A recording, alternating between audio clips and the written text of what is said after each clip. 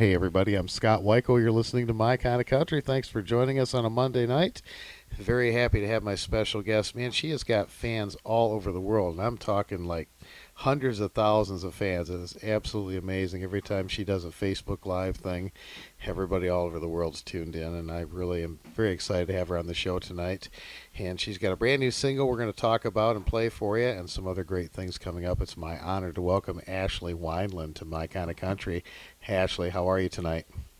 I'm doing great. Thank you so much for having me on today. Well, it is my honor, and I want to thank Kiki Plesha right away. I'll tell you what, you've got so many fans all over the world, but I don't think you got any bigger fan than what she is. Oh, I know. Kiki is an amazing member of our team, and she does so much for us. So I'm super grateful to have her on and that she allowed me to connect with you so we could be here today. Well, it's great to have you on the show, and I'm really excited for your new single. It's called "Daddy's Creed," and I know you wrote this. Tell me the story behind the song. Absolutely. So I actually wrote this song probably the middle of last year, but it speaks to a lot of things that have happened during the fun coronavirus 2020.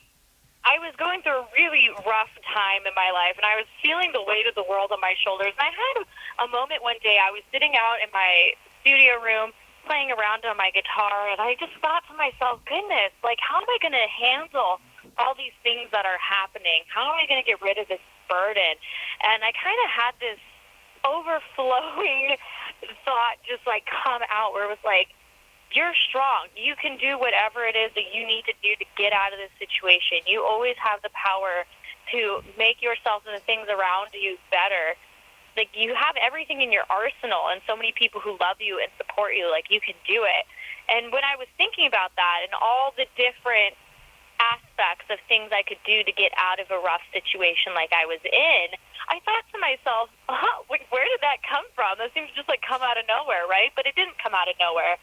It was really a reflection back of all the lessons that my dad had primarily instilled in me as a young child. You know, do the hard work. You always have power. You know, there's always people who are here for you. Like, lean into that and really just thrive. You can get through anything as long as you keep those things in mind. And I found that to be so inspiring. And, of course, because I had guitar in hand when I had all these thoughts and revelations, I decided to sit down and write my latest single, and that's Daddy's Creed. And when I was thinking of the song title even, I was like, man, like, what do I want to call this? And I thought about it, and I was like, oh, you know, a creed is, you know, commonly known as, like, a religious thing. It's a set of rules and principles that a group follows, you know. And so I thought, wow, that would be the perfect name for it. Like, this is my dad's creed. These are the set of rules and principles that he lives by and that he instilled in me to live by. And so came the song, and now it's out for everyone to enjoy. Well, that's words to live by right there. That's great. Absolutely. I know your dad was very instrumental in getting your career going, and he bought you some studio time when you were real young, right? Yes, actually, it was thanks to him that I definitely got to dip my toe into the world that I am now currently working in. I had always really enjoyed singing, and at the time, I had done, you know, talent shows and other small performances or talent competitions for pageants I was competing in, but I had never really done any sort of work like that. So for, I think it was, goodness, my 13th birthday, they said, hey, like, would it be cool for you to go in and, like, just cut some cover songs in a studio, see what that whole world is like, and, you know, get a taste for it? And I was like, absolutely.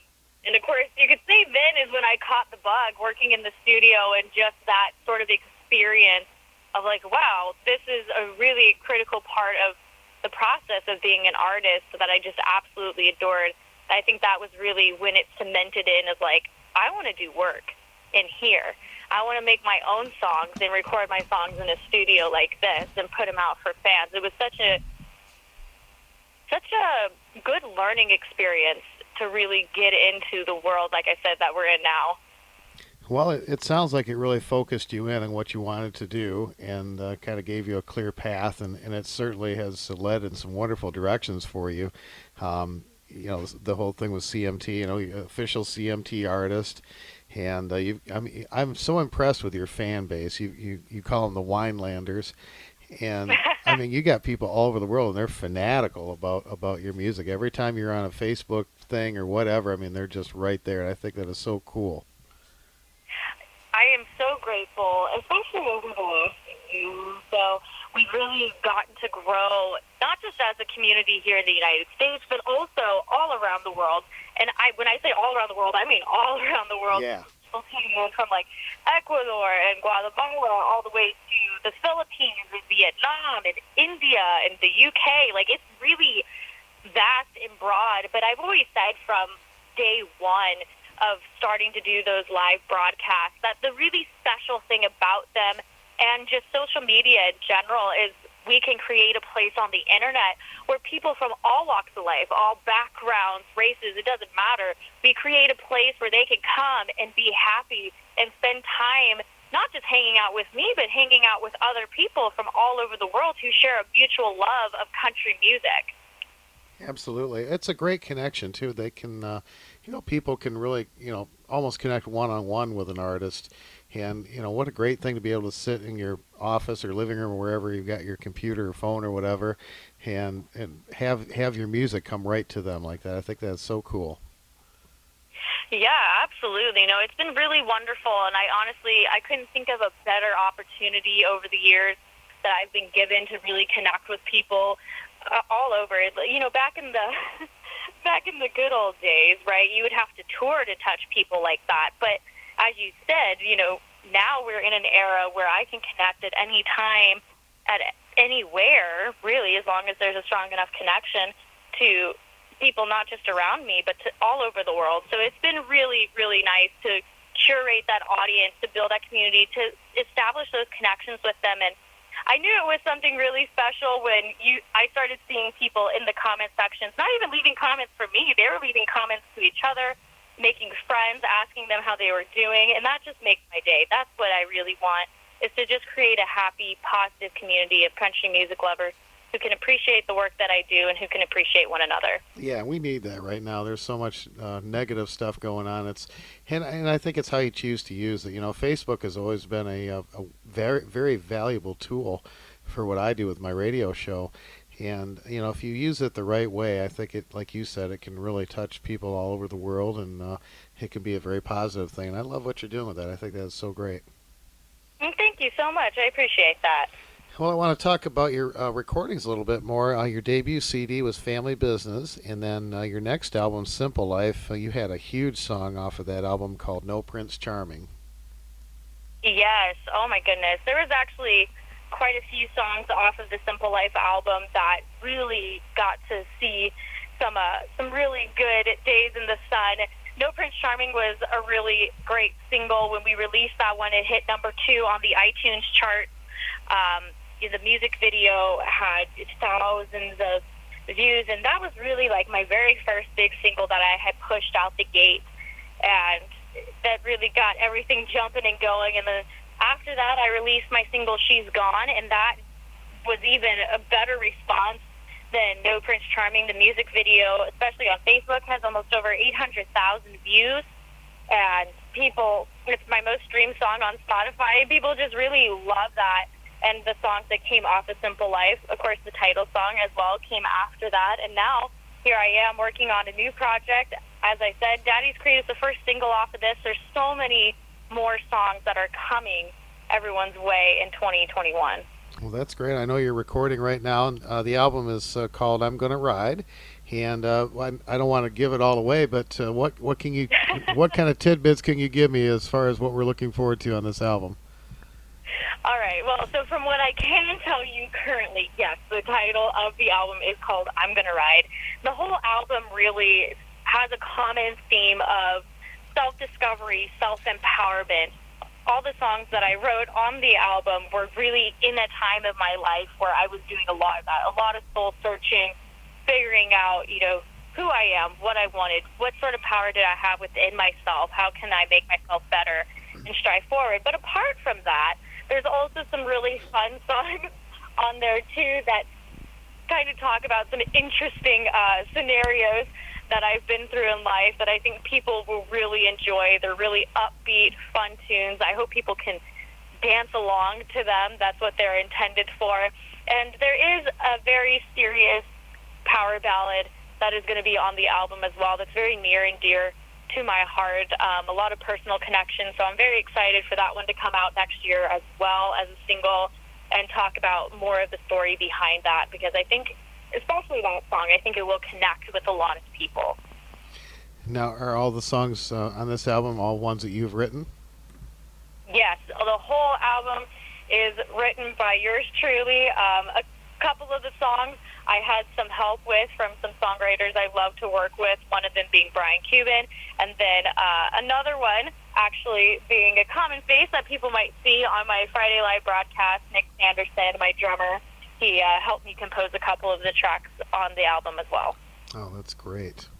So, as a songwriter, what's it like when you write a song and record it, and have it go out to everybody, and have people that tell you that they can really relate to it or they really connect with that song? What kind of a feeling does that give you? I think that's always such a great feeling when people can feel an emotional pull or a relation of just like, yeah, that's like my story in a song. Especially with country music, what I really love about the genre as a whole is that, in my opinion, it's the genre that sings the stories about life. No matter what you've gone through, I'm pretty sure you can find a country song that almost lays it out verbatim for you. And to have that sort of connection and that recognition, I think it's important for listeners, especially, to just be able to go, oh my goodness, I'm not the only one who's been through this, right? Other people have gone through the same thing. I feel seen. I feel related to. I have an anthem that I can sing along to as I go through this particular phase in my life. This song speaks for me. So when people come up to me and they say, oh, I've been so moved by your music, or I can relate so much to your music, that gets me excited. That makes me know that, hey, I'm writing songs that people really care about, and I'm writing songs that mean something to people. I'm not just, writing drivel in hopes that it launches off and it really has no value, but maybe it's really popular. If it has connection and it has meaning, I don't care how many people listen to it at the end of the day. If it connects really strongly with somebody, I know I've done my job well.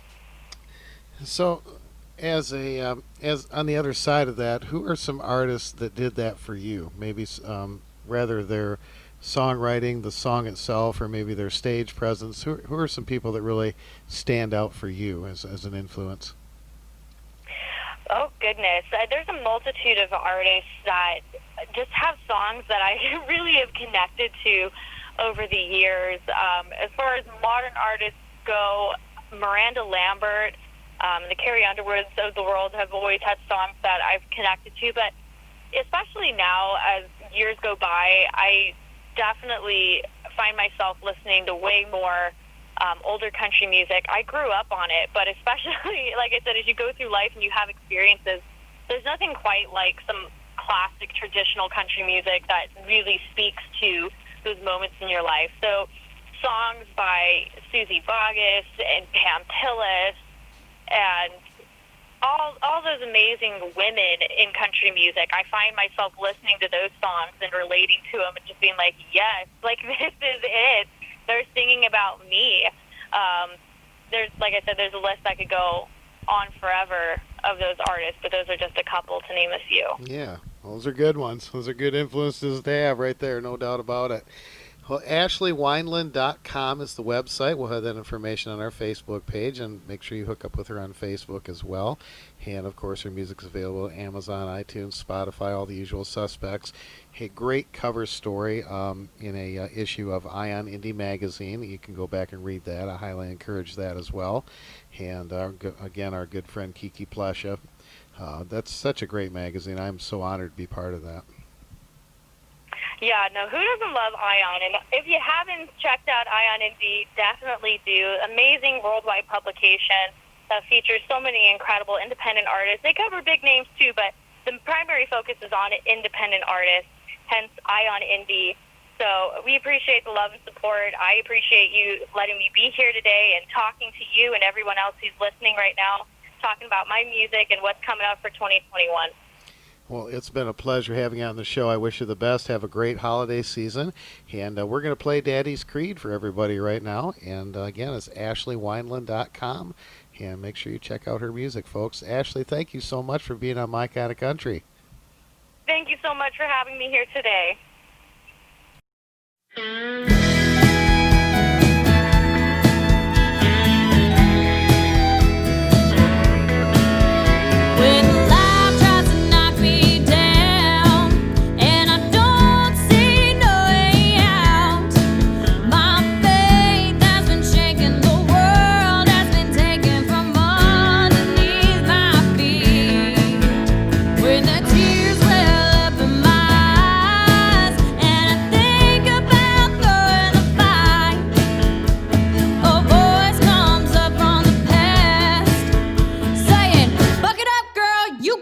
Kick some ass. My daddy taught me don't